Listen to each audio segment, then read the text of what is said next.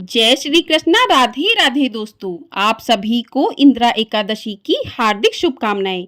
आज की वीडियो में आप जानेंगे साल 2024 में इंदिरा एकादशी का व्रत कब रखा जाएगा, व्रत का पारण कब किया जाएगा और पूजा का शुभ मुहूर्त क्या रहेगा।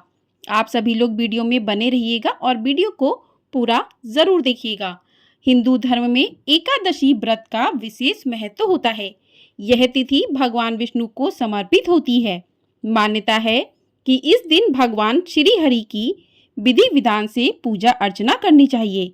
जो भी भक्त एकादशी के दिन भगवान श्री हरि विष्णु और माँ लक्ष्मी का विधिवत पूजन करते हैं, उनकी सभी मनोकामनाएं पूर्ण होती हैं और अंत में भक्तों को मोक्ष की प्राप्ति भी होती है।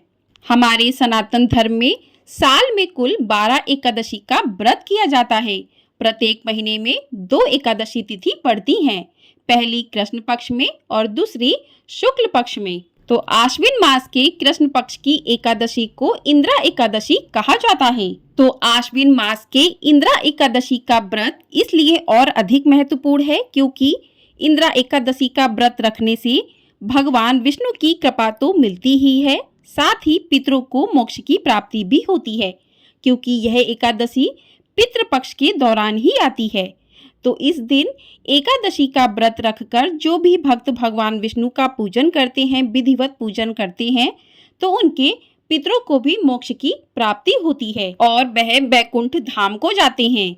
साथ ही इस व्रत के प्रभाव से खुद के लिए भी स्वर्ग के लोक के द्वार खुल जाते हैं। तो इस प्रकार से जो भी भक्त इंदिरा एकादशी का व्रत रखते हैं, भगवान विष्णु का विधिवत पूजन करते हैं, उनके पितरों को शांति मिलती है और उनकी सभी मनोकामनाएं पूर्ण होती हैं। अब जानते हैं कि एकादशी तिथि कब से प्रारंभ होगी और कब समाप्त होगी। तो एकादशी तिथि प्रारंभ होगी 27 सितंबर शुक्रवार दोपहर 1:20 से और एकादशी तिथि की समाप्ति होगी 28 सितंबर शनिवार दोपहर 2:49 पर।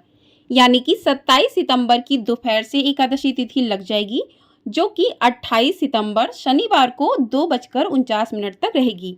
ऐसे में उदया तिथि के अनुसार साल 2024 में इंदिरा एकादशी का व्रत 28 सितंबर शनिवार को रखा जाएगा और इसी दिन भगवान विष्णु और माँ लक्ष्मी का विधिवत पूजन किया जाएगा। तो जो भी भक्त इस दिन व्रत रखना चाहते हैं वो 28 सितंबर दिन शनिवार को ही एकादशी का व्रत करें। अब जान लेते हैं पूजा के शुभ मुहूर्त के बारे में। तो पूजा का शुभ मुहूर्त रहेगा, ब्रह्म मुहूर्त रहेगा सुबह 4:36 से 5:24 तक का। दूसरा है अभिजीत मुहूर्त सुबह 11:47 से लेकर 12:24 तक का।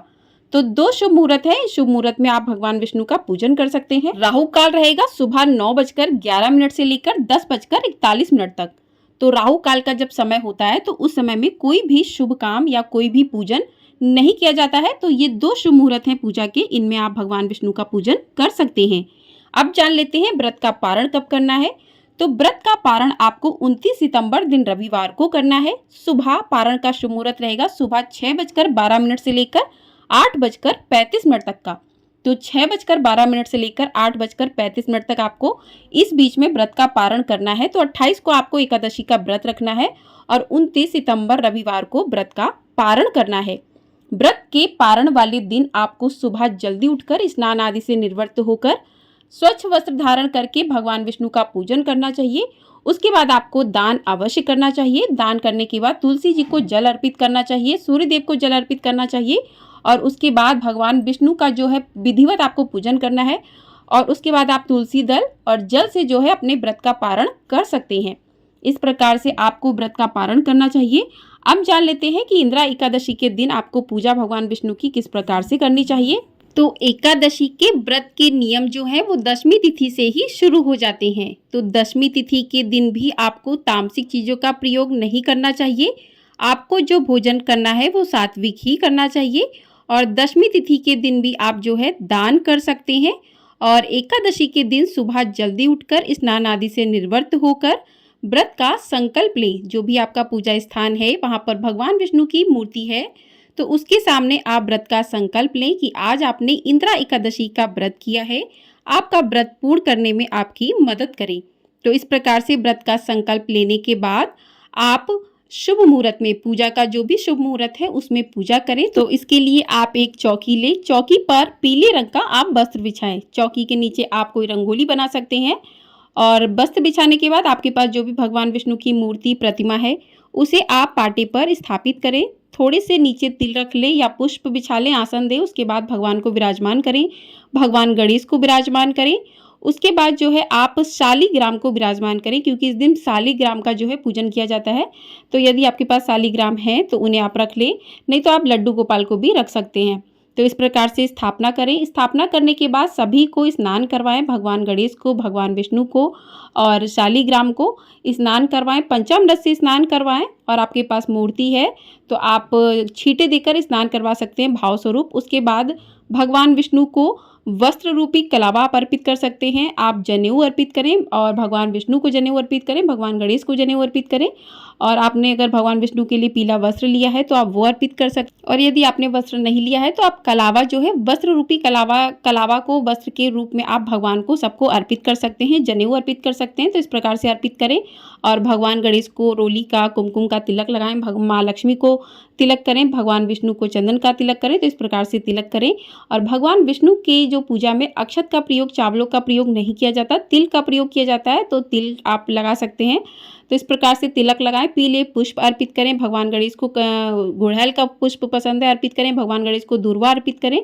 तो इस प्रकार से भगवान को धूप दीप नैवेद्य अर्पित करें, पुष्प भोग प्रसाद अर्पित करें।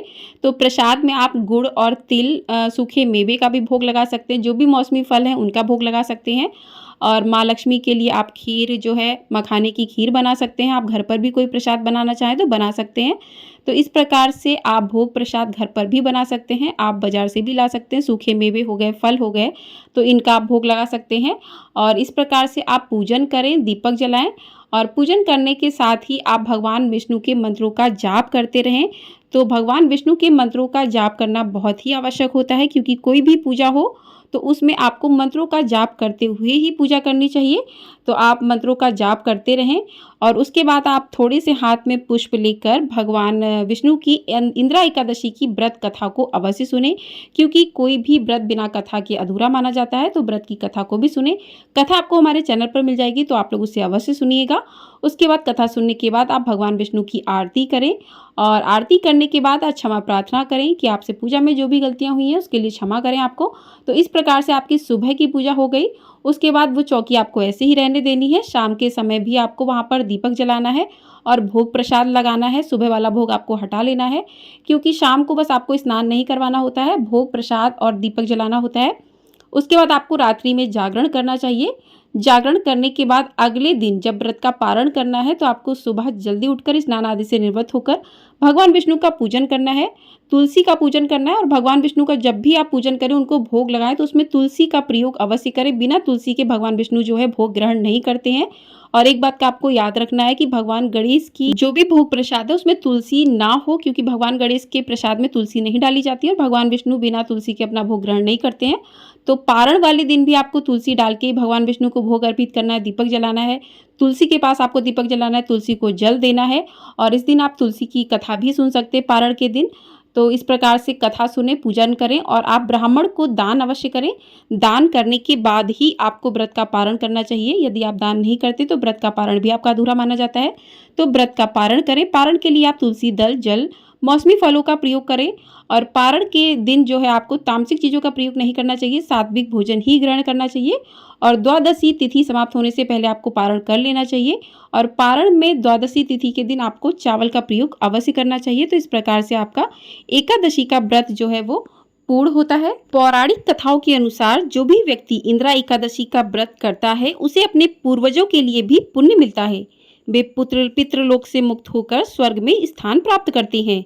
इंदिरा एकादशी के दिन श्रद्धालु भगवान विष्णु का पूजन करते हैं, व्रत रखते हैं, भजन कीर्तन करते हैं। इंदिरा एकादशी पर भगवान विष्णु की पूजा और व्रत से भक्तों को सभी दुखों से मुक्ति मिलती है और उनके जीवन में सुख समृद्धि का वास होता है। ये एकादशी इसलिए भी और अधिक महत्वपूर्ण है क्योंकि ये पितृपक्ष के दौरान आती है। कहते हैं कि इस एकादशी में व्रत रखने से आपको तो पुण्य मिलेगा ही, लेकिन आपके जो पूर्वज हैं उनको भी मोक्ष की प्राप्ति होती है। तो इस एकादशी पर व्रत रखकर आप अपने पितरों को मोक्ष प्राप्त करवा सकते हैं। तो इस एकादशी का विशेष महत्व है। आपको ये जानकारी पसंद आई हो तो वीडियो को लाइक, शेयर और चैनल को सब्सक्राइब ज़रूर कर दीजिएगा। और आपको हमारे चैनल पर इंदिरा एकादशी की व्रत कथा भी सुनाई जाएगी, उसको भी आप लोग अवश्य सुनिएगा। और चैनल को सब्सक्राइब नहीं किया है तो सब्सक्राइब अवश्य कर लें और बेल आइकन प्रेस कर दीजिएगा ताकि आपको आने वाली वीडियो का नोटिफिकेशन सबसे पहले मिलेगा। जय श्री कृष्णा, राधे राधे दोस्तों।